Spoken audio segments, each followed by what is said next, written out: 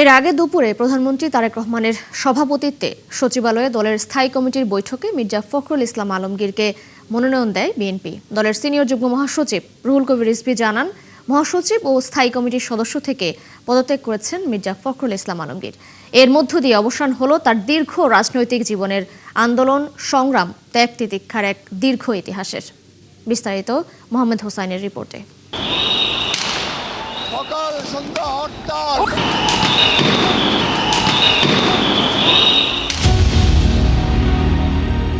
দেড় দশকেরও বেশি সময় ধরে বিএনপি মহাসচিবের দায়িত্ব পালন করেছেন বর্ষিয়ান রাজনীতিবিদ মির্জা ফখরুল ইসলাম আলমগীর।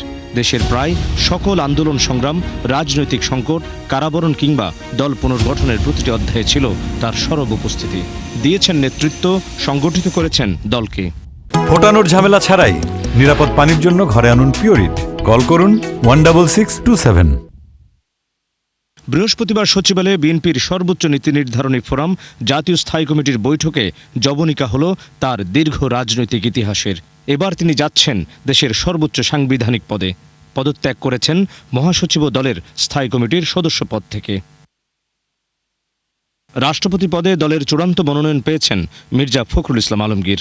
মহাসচিব ফখরুল ইসলাম আলমগীর সাহেব প্রেসিডেন্ট নির্বাচিত হয়েছে দলের পক্ষ থেকে। নমিনেশন দিতে যাচ্ছে, এখন নমিনেশন পেপার দিতে যাচ্ছে। সচিবালয়ে অনুষ্ঠিত স্থায়ী কমিটির বৈঠকের মধ্যেই সাংবাদিকদের আনুষ্ঠানিক ঘোষণা দেন বিএনপির সিনিয়র যুগ্ম মহাসচিব রুহুল কবির রিজভী। বাংলাদেশ জাতীয়তাবাদী দলের পক্ষ থেকে আনন্দের সাথে জানাচ্ছি, বাংলাদেশ জাতীয়তাবাদী দলের রাষ্ট্রপতি প্রার্থী হয়েছেন দলের সংগ্রামী মহাসচিব মির্জা ফখরুল ইসলাম আলমগীর। প্রার্থী হওয়ার সাথে সাথে বাংলাদেশ জাতীয়তাবাদী দলের মহাসচিব এবং জাতীয় স্থায়ী কমিটির সদস্য পদ থেকে পদত্যাগ করেছেন। রাজনীতির দীর্ঘ পথ চলায় শিক্ষকতা থেকে জাতীয় রাজনীতির শীর্ষ পর্যায়ে উঠে আসেন মির্জা ফখরুল ইসলাম আলমগীর। 2001 সালে সংসদ সদস্য নির্বাচিত হওয়ার পর প্রতিমন্ত্রীর দায়িত্ব পালন করেন তিনি।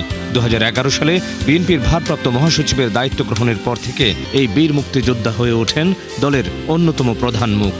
2016 সালে দলের ষষ্ঠ জাতীয় কাউন্সিলে মহাসচিব নির্বাচিত হন। সব দলের মানুষের কাছে অনেকটা প্রিয় মুখ মির্জা ফখরুল ইসলাম আলমগীর।